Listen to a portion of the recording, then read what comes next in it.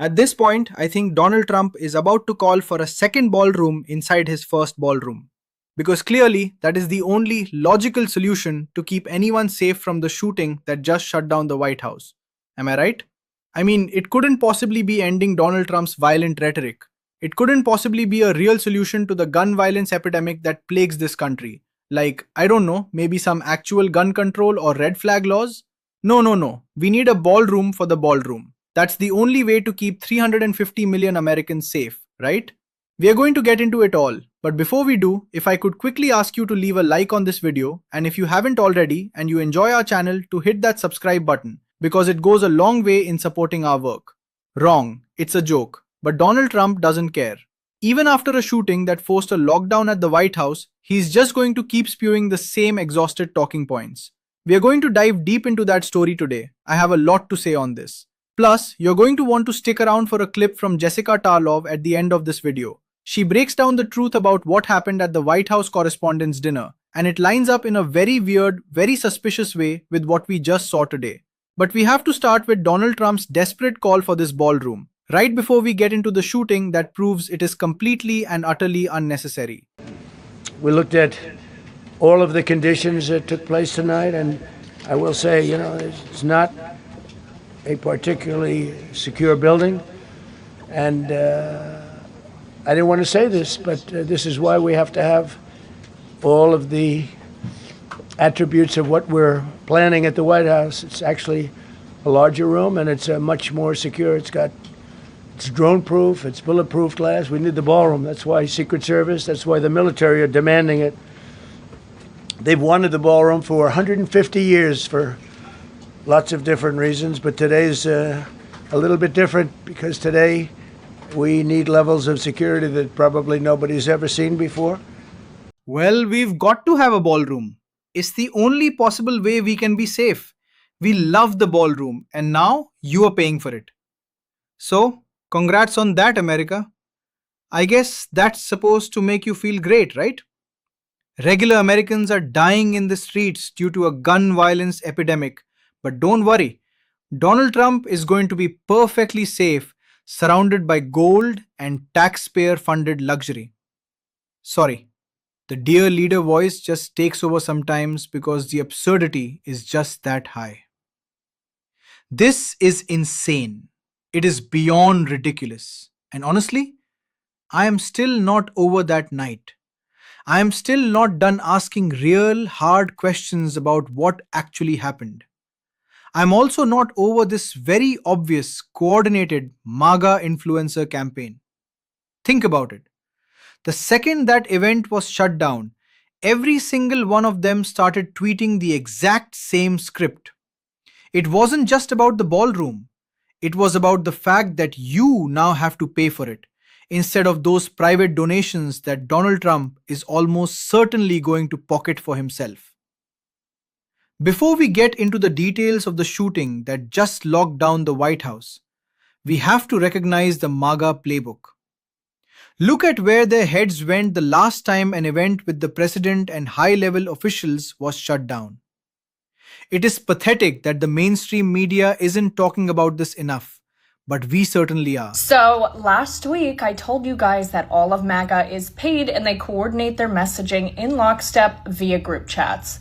And what do you know? All of these people came to the conclusion that after they saw what happened at the White House Correspondents' Dinner, their first thought was all independently, Trump needs his ballroom.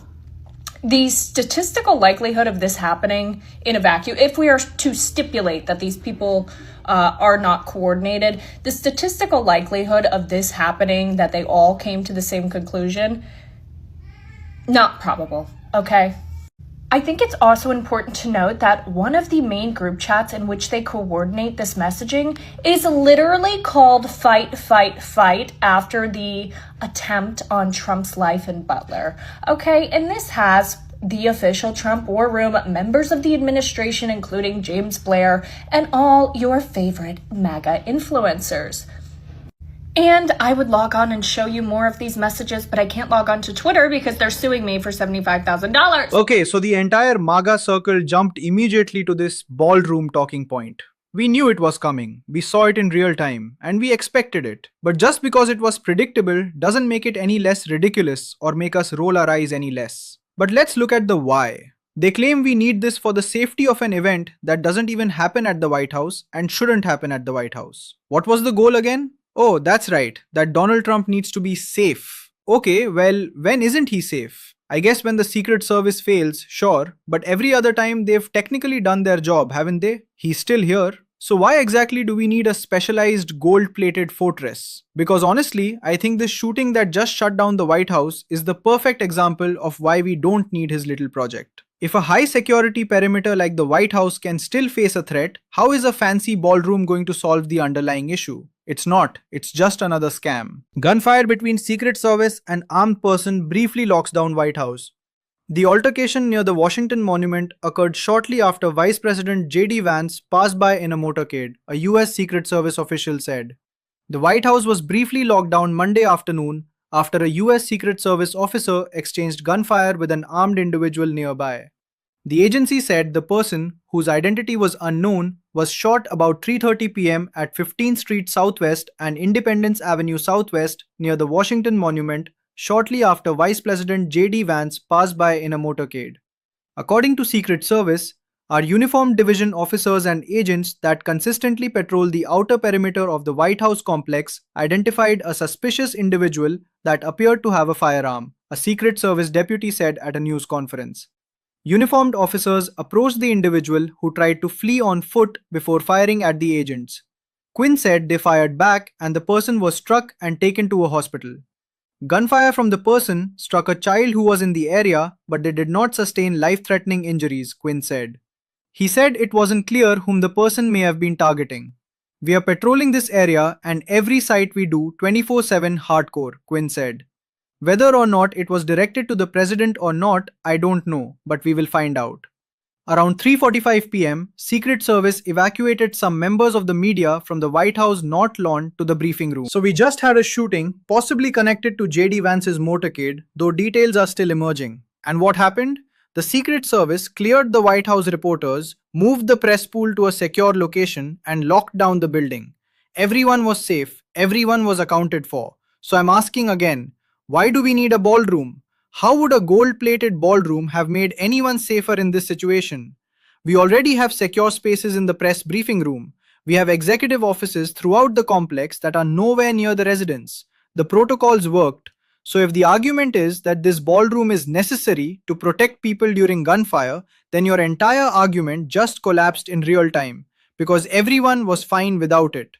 I am seriously asking, what is the point? Besides, of course, being a massive vanity project for Donald Trump to hide a mysterious hospital and a military bunker under, all on our tax dollars, so he can crawl into a hole at the end of his presidency. This paid influencer campaign claiming the White House ballroom keeps us safe makes zero sense. Trump just hosted a state dinner for the king. It was fine. No ballroom needed. The White House was locked down today. The press was brought inside. Everyone was safe. No ballroom needed. So what is the deal? You can just admit it. This is just Donald Trump being a freak who is desperate to cement his legacy in stone, even though his legacy is already written as the single worst president in American history. And meanwhile, we are ignoring the actual epidemic of gun violence in this country. This is why I have zero sympathy for the people whining about how difficult the night of the correspondence dinner was. Oh, I was so scared. Yeah, well, you have money for therapy. You had the Secret Service protecting you with rifles, and the guy didn't even make it into the building. Spare me the drama. You're fine. The White House is the most secure fortress on the planet, and it has plenty of space. You don't need bigger dinners. You don't need a new wing. It's unnecessary. It's a scam. What we actually need is gun violence prevention and for Donald Trump to tone down his violent rhetoric. But no, they want to blame the scary left. It's not our problem. And Jessica Tarlov made that case perfectly on the one place that needs to hear it most, the Fox propaganda outlet. I just feel like this is a massive gaslighting scene. I mean, the Hakeem Jeffries comparison, I think, is so unfair. He's talking about redistricting. He's not talking about a human being. He's certainly not talking about a Republican. And you say Democrats went out and called Donald Trump a threat to democracy. Absolutely. The guy still doesn't accept the 2020 results, and a majority of the party doesn't as a consequence of the fact that he continued to proliferate that lie. The language, part of the being the most important person, certainly in the country and arguably in the world, is that you have great responsibility to set the tone. And Republicans who are out there criticizing Democrats right now are the ones who run from reporters in the hallways when Donald Trump has done something absurd, like celebrate Rob Reiner's death, or say, Bob Mueller, good riddance, whatever it is. And you say you can run through things Democrats have said? Donald Trump, enemy within, communists, Marxists, fascists, radical thugs, vermin, garbage, traitors, sick, party of hate, evil, and Satan. You're right about that data. It's disturbing. But the more important data to this is what's come out from Cato, which is where the violence is actually coming from, checking exactly the cause. There has been an uptick in left-wing violence. Absolutely, it is an issue. I want to solve it. But it's still more right-wing violence. And not true. It is true. The studies are, a lot of them are rebuked. Okay, well, the Cato one, I actually read the debunking of the Cato one. And look at the classification of a 2009 shooting, for instance, which was allegedly, according to the debunking, about a complaint about dog pee, and doesn't mention that the guy had been posting on a neo-Nazi site. Everyone is going to go to their corners on this. It is regrettable, but the truth should still matter in it. And conveniently forgetting that liberals like President Obama, for instance, who had someone shoot into the White House where Sasha Obama was, got up to the second floor. Secret Service for like 5 days didn't even know what happened until someone discovered that there was glass remnants in there. We don't talk about that. Or the pipe bomber from 2018 who sent pipe bombs to Obama and Clinton, for instance, George Soros, et cetera, in court said motivated and radicalized by Trump.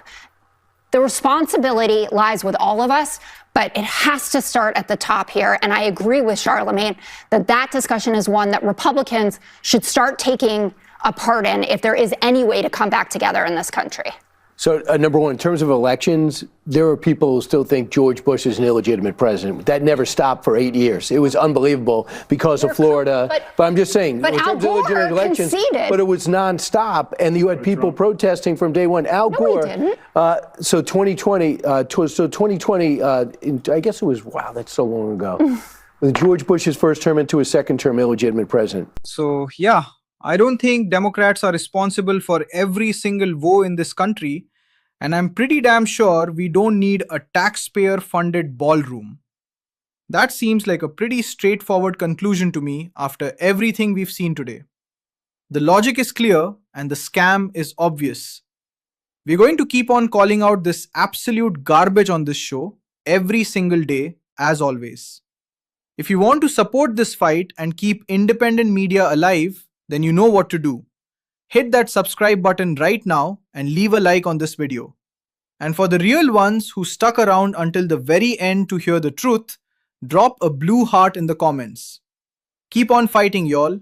Do not let them silence you. I'm Liam Prescott, and I'll see you in the next one.